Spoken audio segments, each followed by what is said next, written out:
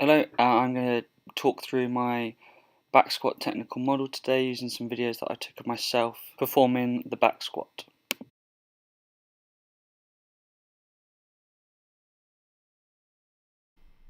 So the first thing that I always do when I'm setting up my squat, I make sure that I'm in a position where I can receive the bar in a quarter squat position. I make sure my hands are evenly spaced on the bar. This means that I'm in the middle of the bar, and then I brace my trunk before standing up with the bar and moving an appropriate distance backwards. Then moving into my start position, I aim to have the inside of the heel that's in line with my shoulder.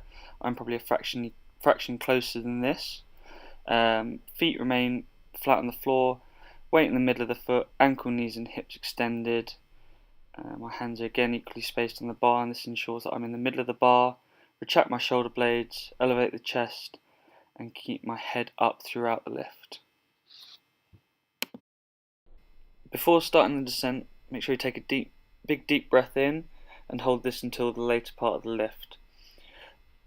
Then flex at the ankles, knees and hips with the weight transferring towards the heel of the foot.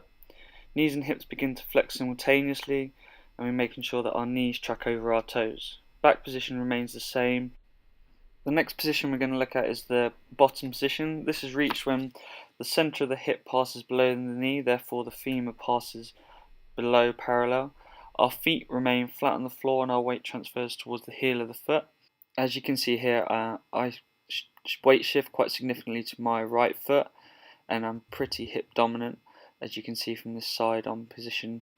My shins are almost vertical here, and you can see this hip dominant position from the side, with my torso more angled than my shins. With my athletes, I try to teach them to get a similar shin to torso angle. However, I am unable to get into that position due to a restriction in my left ankle. As mentioned earlier, we still want our knees to be tracking over our toes. Being able to reach this bottom position is important because our glutes and hamstrings do not become fully activated until our hip passes below our knee.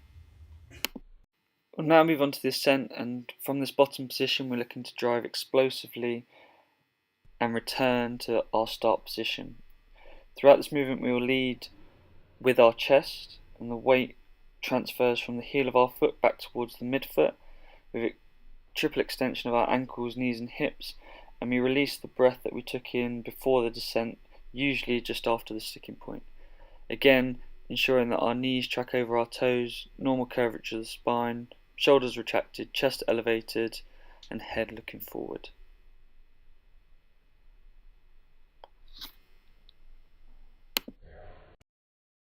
Once we've got to the top of the ascent, we've reached the final position. So this is the same as our start position. Feet remain flat, weight in the middle of our foot, ankles, knees and hips are extended, normal curvature of the spine, shoulders retracted, chest elevated, head looking forward. Similar to the beginning of the lift, we can now walk forwards and safely re-rack the bar.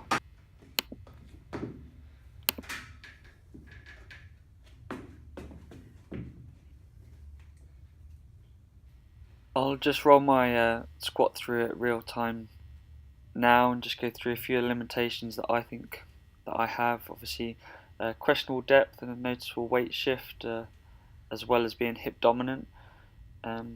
Continue working on my mobility to help improve these areas of weakness. When I'm demonstrating to my athletes, I make sure that they're aware of my limitations and will use other athletes to demonstrate when I think it's appropriate.